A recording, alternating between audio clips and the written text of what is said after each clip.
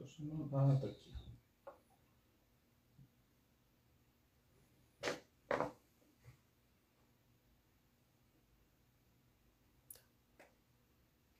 Teste, teste, teste, teste.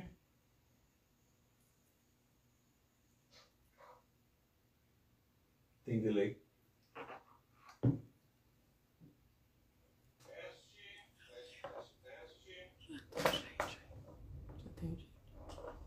Já entrou, gente? Tem gente já. Boa noite. É que eu estou fazendo aqui os últimos testes antes de começar. Certo? E eu estou com o telefone aqui do lado para vocês saberem como é que tá. Ó, eu estou com o telefone aqui para que eu possa me ver e que eu possa também ver os comentários.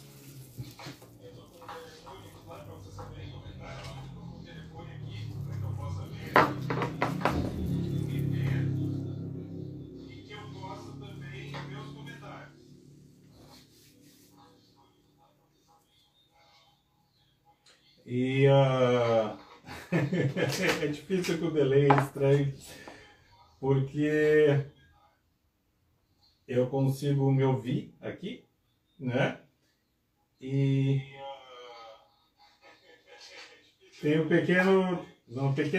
pequeno atraso entre a minha transmissão e o que vocês recebem. Mas vamos lá, certo? Boa noite a todos. Sejam muito bem-vindos para essa live da noite de hoje, né, do Raciocínio Clínico.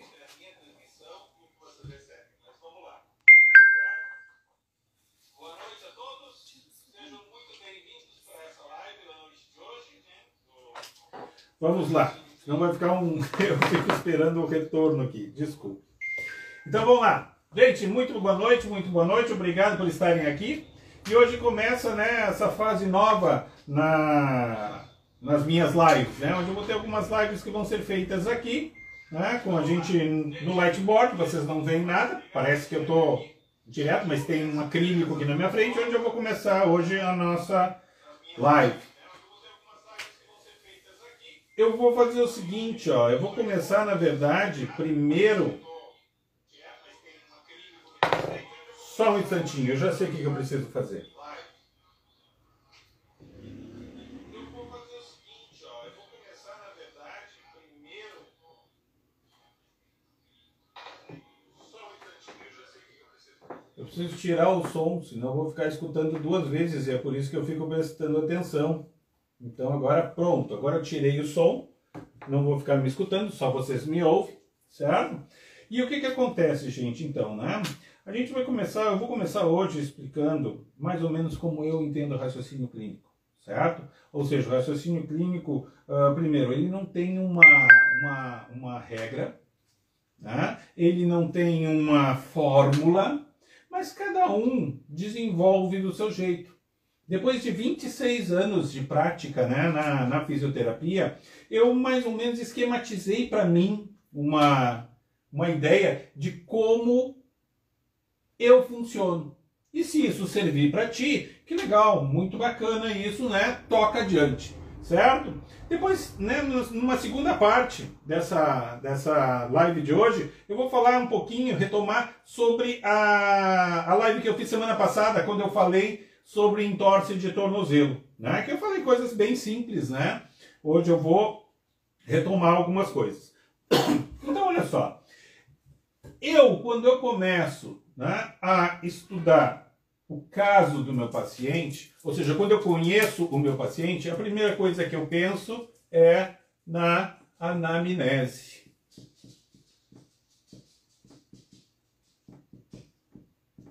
Na anamnese, certo? Por quê? Porque eu preciso ter dados. Sem dados eu não vou conseguir fazer a minha avaliação, também não vou conseguir raciocinar. Eu vou ter peças soltas, né?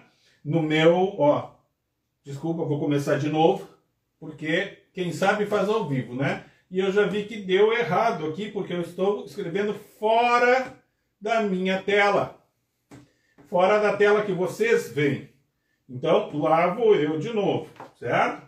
Vamos secar aqui, porque é onde a gente vai trabalhar. Então, vamos lá, de novo. né? Ah, vai ter que ser aqui, para este lado. Então eu vou começar com o quê? Com a minha anamnese. Certo? A minha anamnese é o começo de tudo. Por quê? Porque é onde eu vou ter os dados que vão começar a formar uma história dentro da minha cabeça. Então essa anamnese, ela tem que ser muito precisa. Muito precisa em que sentido? Não no sentido de que eu tenho que ter os dados todos, mas eu preciso ter dados suficientes para começar a montar uma história na minha cabeça. Por quê? Porque o raciocínio, né, ele é feito a partir do quê? A partir de dados que tu vai coletando e que tu vai pensando neles. Certo? Então, assim, ó, tem uma boa história coletada, né? Uma história da doença atual, uma história da doença pregressa, se ele teve, certo? Uma história da atividade funcional dele, certo? É muito, muito importante. Daí, por quê? Porque daí eu vou chegar no meu exame físico.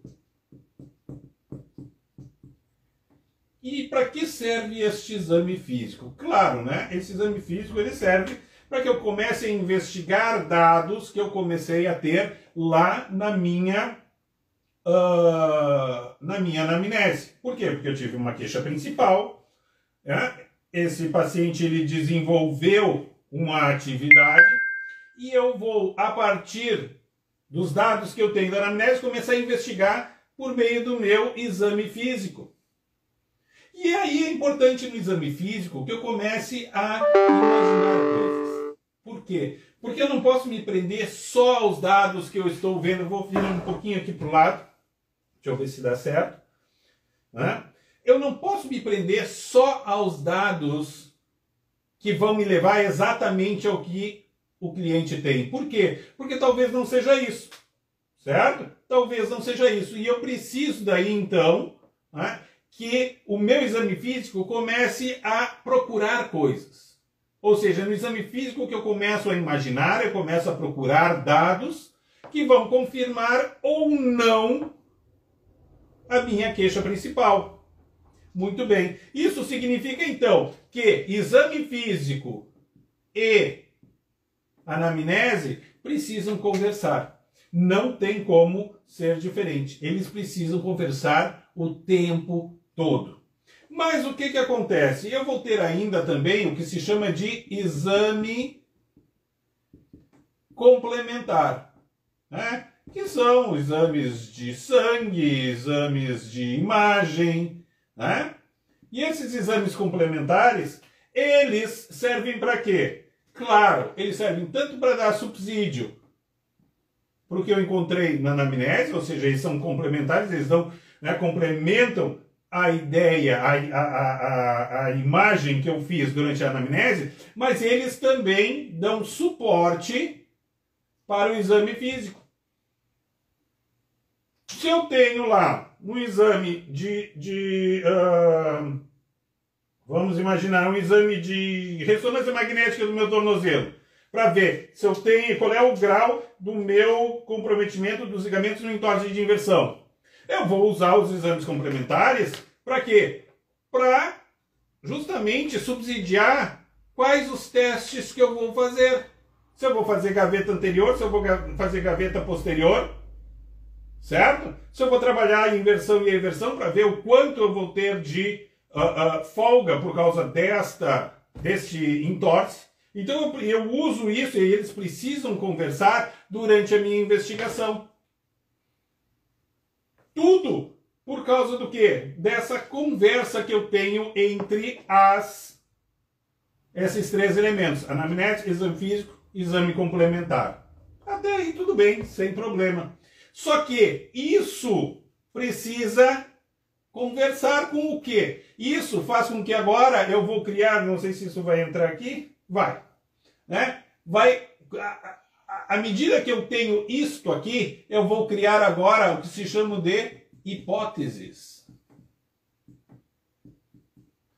Por quê? Porque essas hipóteses são justamente baseadas no quê? No exame físico, que foi, né, suportado pelo exame complementar, que deu suporte para ele, baseado nos dados que eu tenho da anamnese. Então, tudo isso aqui precisa conversar com isso aqui. Por quê? Porque essas hipóteses é justamente o que eu imagino que pode acontecer, eu imagino que possa ter acontecido e que vai me levar a tomar as minhas decisões. Bom, mas como eu tenho essas hipóteses, né, eu preciso testar elas. E é justamente por isso que daí eu volto para o exame físico. Por quê? Porque é no exame físico que eu vou fazer os meus testes, né? Sejam testes funcionais, sejam testes ortopédicos, e depois eu refaço o caminho de volta para a hipótese. Isso significa o quê? Que a partir disso eu vou ter o quê? Prós e contras. Não sei se está dentro. Tá, ainda está dentro um pouquinho da imagem, né? Eu tenho meus prós e contras. Por quê? Porque eu vou ter exames que vão ser muito detalhados e muito específicos e outros que não vão ser tanto. E é através disso que eu vou ver quais que me interessam e quais que não me interessam. Ou seja, desta forma eu começo a criar, né, um parâmetro do que eu estou querendo procurar e o que eu não estou querendo procurar. Isso significa o quê? Que eu vou, de novo, né, jogar um monte de testes ali, ortopédicos, por exemplo? Não necessariamente, mas tem testes que eu vou fazer que eles servem justamente para quê? Para eliminar alguma informação que realmente não vai ser. E isso é o que se chama de diagnóstico diferencial. Isso significa então o quê? Que raciocínio clínico é nada mais, nada menos do que diagnóstico diferencial.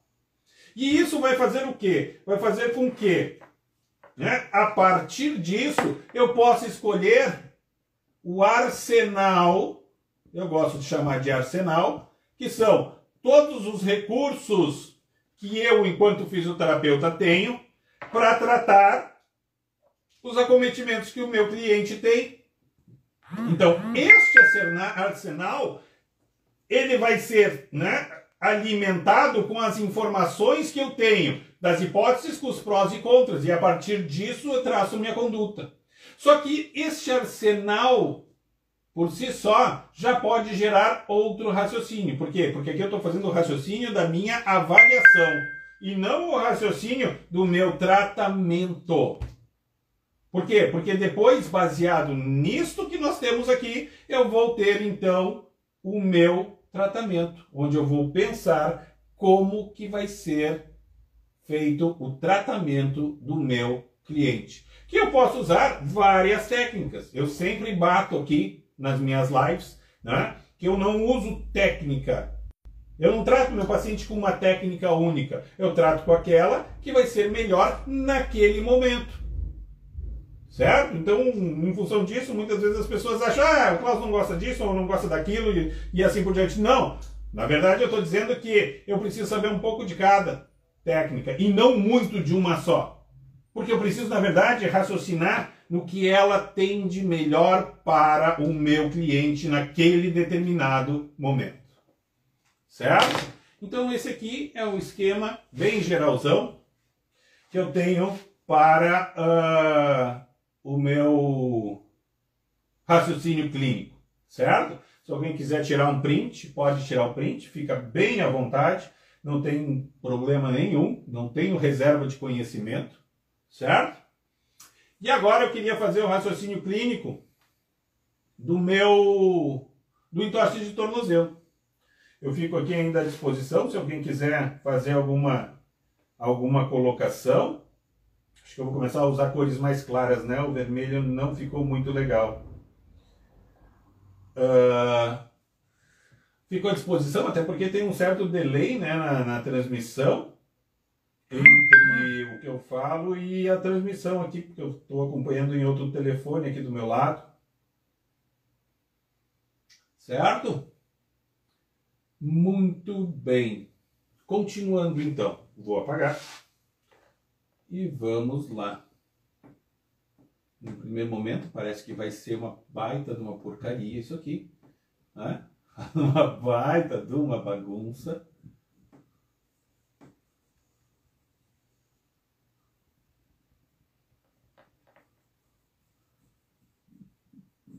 Espero que dê tudo certo. Senão eu vou ter que chamar minha contra-regra. Quem é minha contra-regra? Minha esposa. Não, vai dar certo. Ela tá pagando tudo. A gente só precisa de um pouquinho de paciência. Tudo que é novo é novidade. Por isso que já está dito. E quem sabe faz ao vivo. Deixa eu só tirar isso aqui. Que isso aqui quando seca é a prova d'água.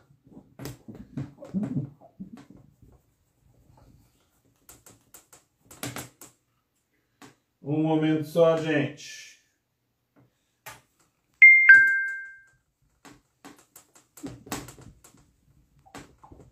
Vamos lá. Gente, eu estava falando para vocês, né? Que semana passada eu fiz uma, na verdade eu não dei nada, né? Eu fiz uma live sobre raciocínio clínico de um entorse de tornozelo, uma coisa bem simples, certo? Nada demais. E agora eu vou fazer então esse mesmo raciocínio, só que agora usando o mood board.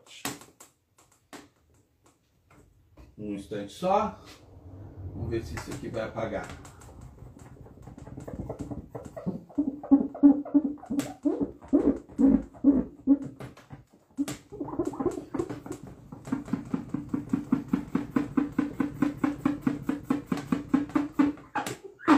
Mas por que tu não usa um computador?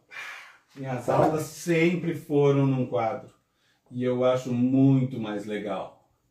Muito mais legal. Ah, num PowerPoint. PowerPoint qualquer um. Sinto muito, mas qualquer um dá aula no PowerPoint. Agora, ao vivo e escrevendo, desculpa, mas não é qualquer um. E quem está me assistindo e foi meu aluno sabe que eu trabalhava sempre no quadro. Então vamos lá. Vai ficar um pouquinho babado, mas vai dar tudo certo. Vamos pensar o seguinte, ó. Vamos pensar que eu estou falando de um entorse de tornozelo. Se eu estou falando de um entorse de tornozelo, eu estou falando sempre de um entorse de inversão. Por quê? Porque raramente tu vai ter um entorse de eversão, porque é mais fácil tu ter uma fratura de maléolo medial do que tu ter um entorse de eversão, perdão, certo? De eversão. Então, sempre vai ser mais fácil. O que acontece então? Eu tenho 3 ligamentos principais, né? Os únicos, aliás, ligamentos que eu tenho no meu tornozelo, no meu maléolo medial. Então vamos lá, vamos ao meu maléolo medial. Se eu tiver então uma vista lateral, eu vou ver que eu tenho aqui o meu maléolo medial, certo? Tenho aqui o meu talos e vou ter aqui o meu calcâneo. Muito bem. Então vamos lá. Calcâneo. Acho que isso aqui caiu fora. Não. Talos. E a minha fíbula. Perfeito. Eu vou ter aqui 3 ligamentos, certo? Um ligamento anterior, que é o que eu vou chamar de talo fibular anterior. Se eu tenho alguma coisa anterior, é porque existe uma coisa posterior, e aí eu tenho o meu ligamento talo fibular posterior. E vou ter um ligamento intermediário, que é o meu ligamento calcâneo fibular. Muito bem. Eles estão nessa posição e eles dão a minha estabilidade lateral do meu tornozelo. Muito bem. Então o que acontece? Eu vou fazer ainda um outro esqueminha, só para a gente conseguir se dar conta. Porque eu tenho aqui ó, a minha perna, tenho aqui o meu pé. 1, 2, 3, 4, 5. Ah, saiu com 5. Pelo amor de Deus, ainda bem. Certo. O que acontece? Né? Quando eu tenho um entorse por inversão, o que eu vou ter? Eu vou ter este tipo de movimento aqui. E isso vai expor exatamente o que? Isso aqui. Essa região aqui, que é o que eu desenhei aqui. Sendo que eu tenho, então, aqui o ligamento talo fibular posterior, talo fibular anterior, ligamento, né? E o calcâneo e o ligamento calcâneo fibular. Muito bem. Qual deles normalmente é mais acometido? Eu diria, pela minha experiência clínica, que são o talo fibular anterior e o calcâneo fibular. Certo? Não que esse aqui não seja, mas normalmente esses dois sofrem muito mais. Ou seja, então, se eu for graduar os meus, né, os meus entorses em 1, 2, 3, 1 só, né, rompimento de fibras, 2, rompimento parcial do ligamento e 3, rompimento total, eu vou dizer assim, ó, quem é mais acometido pelo 2 e pelo 3 é o talo fibular anterior e o talo fibular e o calcâneo fibular. Certo? O que acontece? Isso aqui é a tal da inversão. Tá bom. Isso significa o quê? Que normalmente a pessoa caiu por cima do seu pé e caiu de lado, certo? Muito bem. Se eu for pensar, porque eu normalmente penso assim, certo? Eu misturo muito as coisas, eu não estou pensando só na questão ortopédica, eu estou pensando também na questão neurológica. Por quê? Porque eu me movimento e eu tenho reações, né, de endireitamento, eu tenho reações de equilíbrio, e essas reações todas, elas são baseadas no quê? São baseadas no meu desenvolvimento neurológico, certo? Normal. Então eu vou pensar o seguinte, ó. E aí eu vou ligar com a cinesiologia, mas a cinesiologia é funcional. Quem movimenta quem? Quem determina a ativação de grupos musculares no meu corpo? Já vou adiantar para vocês, são as extremidades. Vamos pegar como exemplo o membro superior. Se eu botar a mão no meu ombro aqui, ó, de acordo com como eu movimento o meu antebraço e o meu punho, uma musculatura ou outra, um grupo muscular ou outro do meu corpo vai ser ativado. Certo? Então aqui eu vou precisar também me lembrar da tal da inibição recíproca. Por quê? Porque quem determina, aliás, esta inversão que é determinada no pé, ela vai agir lá no quadril. É simples. Pega e faz uma inversão do teu pé e tu vai sentir que os teus adutores se contraem na mesma hora. Se os adutores estão se contraindo, significa o quê? Que eles ajudaram teu corpo a cair. Por quê? Justamente tu perdeu o equilíbrio, tu perdeu o teu centro de gravidade, porque o teu centro de gravidade saiu fora da tua base, tu não teve força suficiente para manter a tua postura dinâmica, certo? E a tua musculatura proximal, que no caso são é a musculatura do teu quadril, e a musculatura adutora, porque tu entraste em inversão, e outro dia eu dou uma aula só de cinésio, daí para vocês entenderem por que eu estou falando isso, certo? Por que eu raciocino desse jeito. Posso dar uma aula só de cinésio. E aí o que acontece? Se os meus adutores entram em contração por causa da inversão do meu pé, significa que os meus glúteos, que fazem a abdução, precisam deixar. Então significa que quando eu estiver tratando o meu tornozelo, não adianta eu pensar só no tornozelo. eu tenho que pensar no equilíbrio entre adutores e abdutores do meu quadril. E é aí que eu vou estar pensando no que se chama de treinamento funcional. Que não é simplesmente jogar alguém a fazer um movimento, sei lá, com uma banda elástica, ou seja lá o que for. Eu preciso pensar muito na função que essa pessoa desempenha. Eu preciso pensar no que ela faz no seu dia a dia. Qual a atividade esportiva, e não só isso, como que ela torceu, né? Óbvio, porque isso já estava aqui na anamnese, né? Já me contou a história de como ela torceu. E eu preciso ir começando a testar, porque isso não significa que só porque ela teve um entorse, ela pode ter tido um entorse porque ela pisou num buraco. Ela estava de salto, ela pisou num buraco e o pé torceu, pronto. Isso não significa que é uma fraqueza de um grupo muscular ou de outro. Até porque essa questão de fraqueza de um grupo muscular ou de outro, na minha opinião, é o quê? É quando eu desequilibro eles. E como é que eu desequilibro eles? Quando eu não trabalho dentro de função. Se eu estou trabalhando dentro de função, eu estou trabalhando com grupos musculares, com cadeias musculares, certo? E essas cadeias, é óbvio que elas vão trabalhar dentro de uma lógica de inibição recíproca. Porque para uma cadeia entrar em atividade, eu preciso que a outra deixe.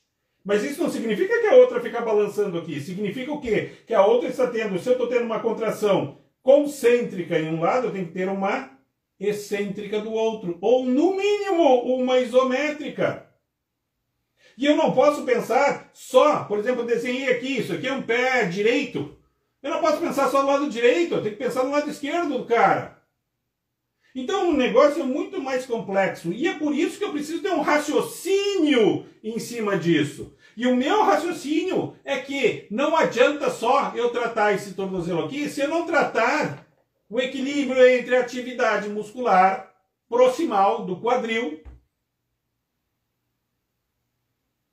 entre adutores e abdutores do quadril. Mas não só isso, eu também preciso trabalhar o quê? Esse cara não é um saci pererê. Eu preciso tratar também o quê? Eu preciso me lembrar que ele tem todo um outro membro que também dá suporte para ele. E aí o que acontece? Eu preciso saber que ele tem reações de deslocamento. Vê que eu sempre trago para neuro, né? Reações de deslocamento.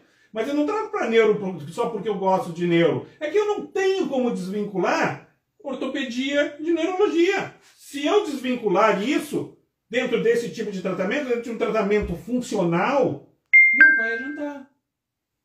Por quê? Porque eu vou tratar, é um membro inferior direito. O membro inferior esquerdo? Nem precisa. Não, mas eu ponho ele daí em cima da cama elástica e isso trata os dois. A cama elástica, ela não simula a vida real. Isso significa, então, que quando eu estou tratando esse tornozelo aqui, eu preciso ir para a vida real do meu cliente. Não adianta eu ficar, né, criando um ambiente, né, que não chega nem perto da realidade. Seja no esporte, seja no dia a dia. Deixa eu ver aqui um pouquinho o que me mandaram aqui. Oi, Oi, Simone, tudo bom? Tudo certo contigo? Que legal te ver aqui. Eu vi também antes o Renato, agora a Marciele. Sejam todos muito bem-vindos. Estou passando aqui para ver quem mais. Né? Aleixo Gracinda. Muito obrigado pela presença de todos, eu me sinto muito honrado com a presença de vocês. Hoje é meu primeiro dia com esse novo formato, né? Não sei se ficou legal, se vocês conseguem ver legal aqui. Mas... Peraí. Que legal, dá pra ler sim. Eu pensei que estava tudo invertido, mas ficou legal sim. Muito bem, a minha letra aqui não é lá essas coisas, né? A letra não evoluiu. Então, é a partir desses dados, né, que eu vou usar, né, dentro daquele esquema que eu fiz anteriormente, né, tudo isso está gravado, depois eu subo lá para o YouTube, né, dentro desse esquema é que eu vou começar a raciocinar. Eu não posso pensar só no meu pé. Eu tenho que ver que esse pé ele está ligado a um membro inferior como um todo, que por sinal está ligado no tronco e que tem um outro membro. Então, quando eu for tratar, eu preciso me dar conta de que eu tenho essas cadeias musculares, e eu acho que as cadeias musculares são muito importantes, se eu não me esquecer de toda a parte neurológica que controla isso. Ah, não, mas então eu vou reforçar toda uma cadeia em detrimento da outra. Não dá. Não dá. Como que eu sei o quanto que eu tenho que quantificar uma cadeia muscular em relação à outra? Como que eu quantifico? Se na verdade o que eu preciso é desempenhar uma função, e é dentro dessa função que a minha musculatura precisa se adequar. Ah não, mas tem trabalhos? Sim, tem trabalhos e eu não estou desdizendo eles. Eu só estou dizendo que é muito difícil tu trabalhar, certo? Com uma quantificação que ela é para todo mundo. Quantas vezes no teu fazer fisioterapêutico, né, na tua clínica, né, no teu consultório, no teu paciente, a domicílio, tu quantificou quanto que tu colocou de carga? Ah, não, mas eu uso lá o Theraband, da propaganda, né? Eu uso lá a banda elástica, tudo bem, e tu calibrou ele? Tu sabe quanto está colocando de carga? Por que tu está fazendo 15 repetições? São coisas que ninguém pensa. E, aliás, ninguém fala na faculdade. Eu me lembro quando eu estava na faculdade, que eu era professor, né? Que na clínica os meus alunos iam fazer reforço muscular nos pacientes da clínica com o Theraband. Tu calibrou? Como é que tu sabe qual é a carga que tu está impondo? E será que essa carga é suficiente? Será que o número de repetições é suficiente? São coisas que tu precisa pensar. Né? E eu vou dizer, quem tem o melhor treinamento para isso não é a fisioterapia, é a educação física. Por quê? Porque eles calculam.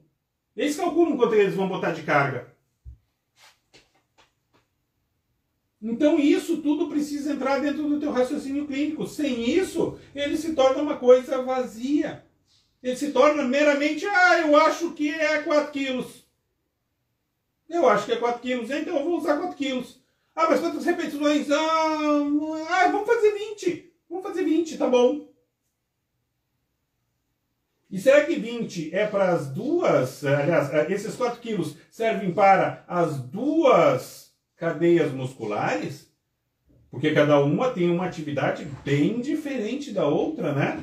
Não só na questão do antagonismo, mas também na questão do quê? De toda a estabilização da articulação que ela compreende. E porque essa estabilização serve para quê? Para que a extremidade lá possa entrar em atividade. E tudo isso precisa entrar o quê? Dentro do teu raciocínio clínico. Quantas vezes, né, no entorse de tornozelo, que é uma coisa super, entre aspas, simples, né, tu pensou nisso?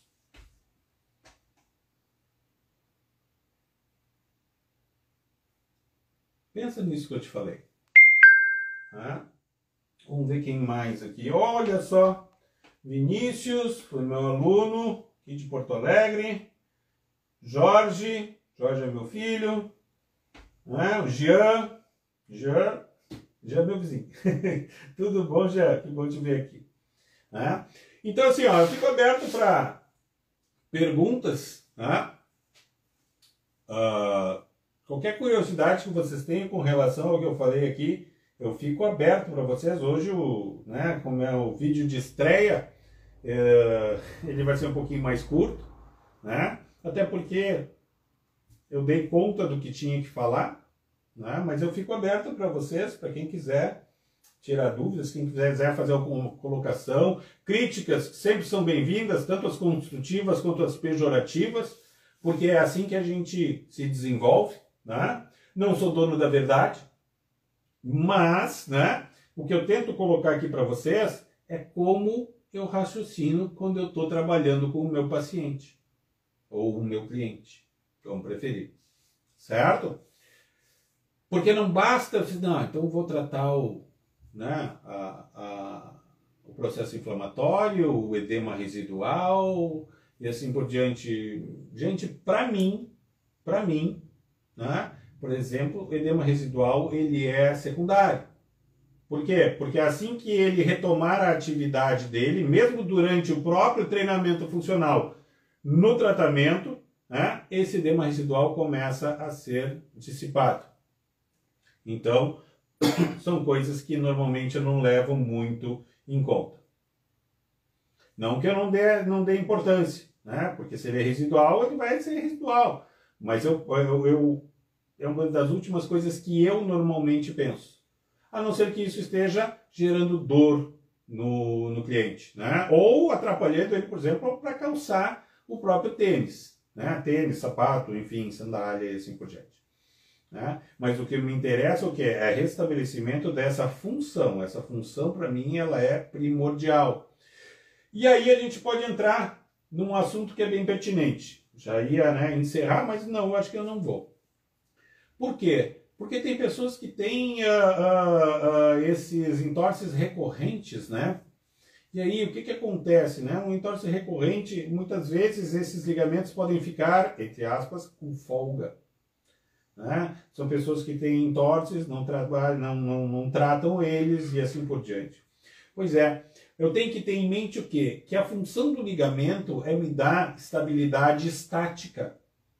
Um ligamento ele não funciona de forma efetiva durante o movimento. Por quê? Porque durante o movimento, quem dá a estabilidade dessa articulação aqui são os músculos. Os ligamentos eles vão me dar né, a estabilidade estática. Os músculos vão me dar a estabilidade dinâmica. Então, o que acontece? Eu preciso trabalhar isso aqui. E eu posso trabalhar muito bem isso aqui com o estímulo da propriocepção. Né? E aí sim, neste caso, o estímulo da propriocepção, eu poderia muito bem botar o cliente numa cama elástica. Mas isso, de novo, não simularia a vida real dele. Por quê? Porque ele precisa caminhar numa calçada esburacada, né? Ou subir uma escada rolante, que ele precisa manter o equilíbrio, né? Ou até pensando num elevador, onde ele tem a reação de... Né? Justamente a reação de elevador, né? Que ele sobe e depois desce, e isso exige do tornozelo dele.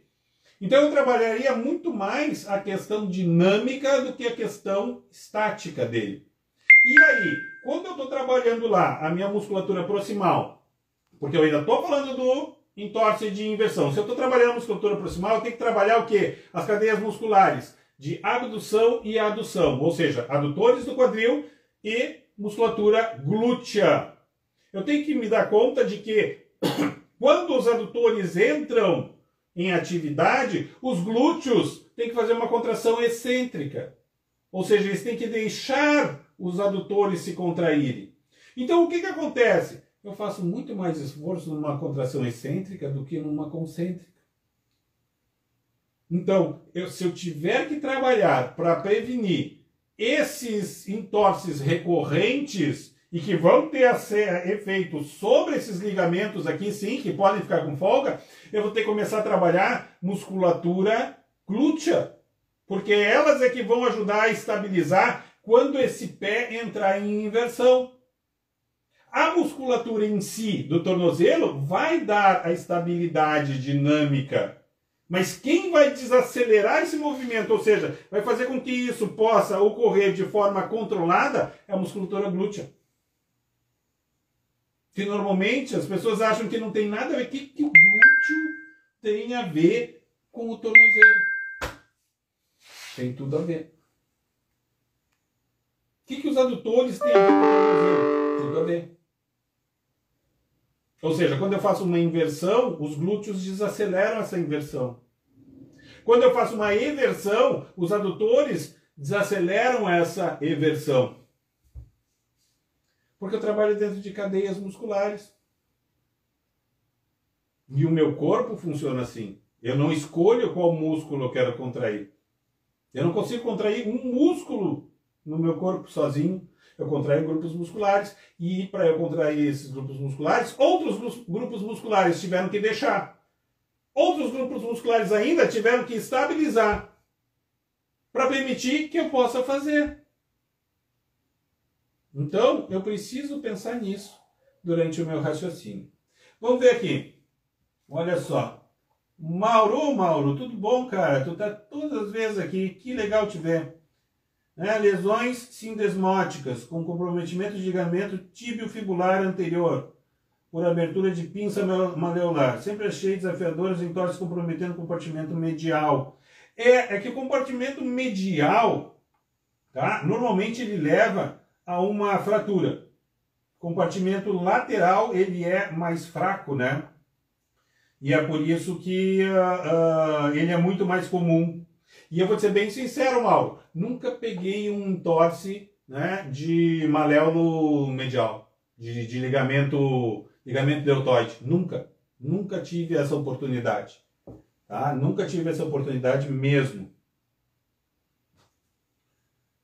Isso aí, muito legal.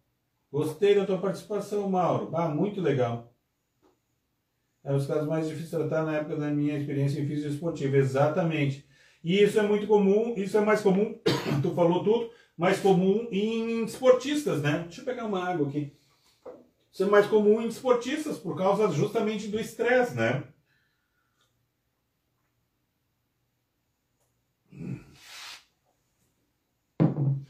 O Dr. Igor participou aqui de uma das lives, né, comigo. Ele postou esses tempos, um dia desses, ele postou uma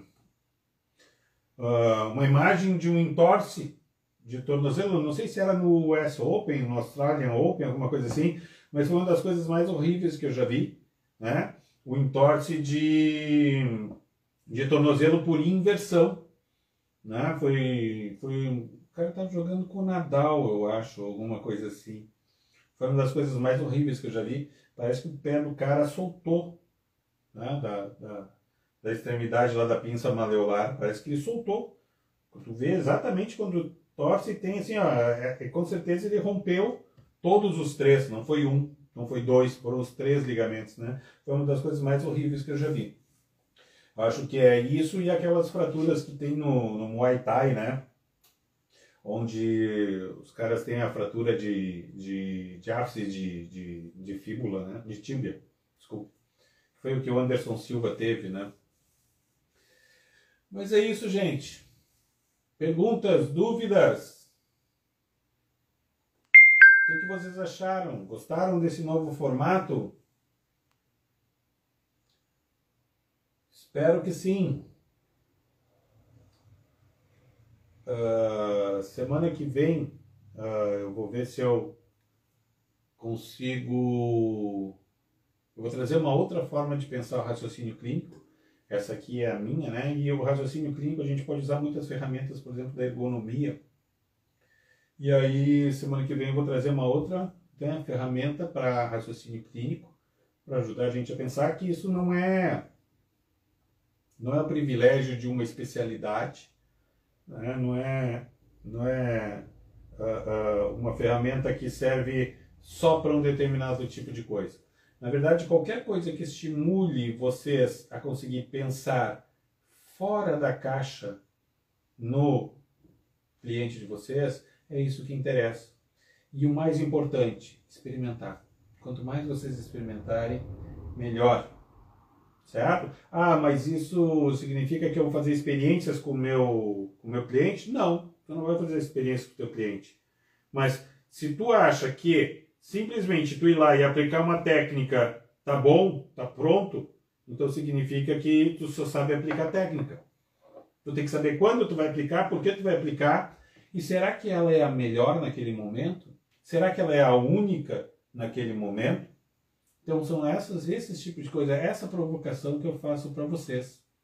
Esse é um dos motivos de eu estar aqui agora, ó, às 5 para as 9, falando com vocês. Justamente para instigar vocês a pensar fora da caixa. Certo? Bom, gente, para quem acompanha os meus posts, né, sabe que eu presto mentoria também, né? Eu presto mentoria justamente para pessoas que querem desenvolver o seu raciocínio clínico, certo? Então, assim, ó, se tu achou interessante o que eu falei, tu quer te aprofundar mais, entra no link da minha bio, certo? Tem um linkzinho ali, e clica ali, né? Tu vai achar ali um formulário de aplicação. Preenche esse formulário de aplicação. Preenchendo esse formulário de aplicação, tu ganha gratuitamente, automaticamente tu ganha 1 hora de assessoria sobre raciocínio clínico, sobre o que tu quiser de raciocínio clínico comigo, certo? De forma totalmente gratuita, não tem nada, tem uma pegadinha, depois... Não, é gratuito, certo? Mas eu preciso que tu preencha ali esse formulário. Por quê? Porque nesse formulário tu vai colocar ali teus anseios, os teus problemas, né? O que tu espera, o que tu não espera para esse tipo de coisa. Tá bom? E aí eu posso entrar em contato com vocês e ajudar vocês. Tá certo? Por hoje era isso. Tá? E vejo vocês muito em breve. Muito obrigado por hoje. Tudo de bom para vocês. Um grande abraço. Esse vídeo eu vou subir ele para o meu canal no YouTube. Klaus Loges. Certo? KL. Vou escrever aqui, ó. Klaus. Meu nome, é óbvio, né? Loges. Esse é o nome do meu canal no YouTube. Certo? Lá vocês têm acesso gratuito a esse vídeo, certo? E vocês podem compartilhar, podem se inscrever no canal, porque todas as minhas lives sobem para lá. E agora com o Lightboard eu vou fazer aulas exclusivas só para o YouTube. Por quê? Porque o vídeo é diferente, né? Aqui eu tenho que gravar ele vertical, lá não. Lá para o YouTube eu gravo ele horizontal, então dá para fazer mais coisas, dá para editar, porque aqui eu estou fazendo ao vivo para vocês. Certo? Mas todos os vídeos eu vou subir para lá. Independente disso, vocês têm acesso a isso. Vão lá, se inscrevam no canal, curtam, compartilhem, certo? E vejo vocês muito em breve. Agora eu vou ter que sair daqui para ir atrás aí e desligar a minha câmera. Tudo de bom para vocês, um grande abraço. Um beijo grande. Agora tinha que dar uma musiquinha, né? Tipo Jornal Nacional. Tirando o microfone. Tudo de bom para vocês, gente. Um grande abraço.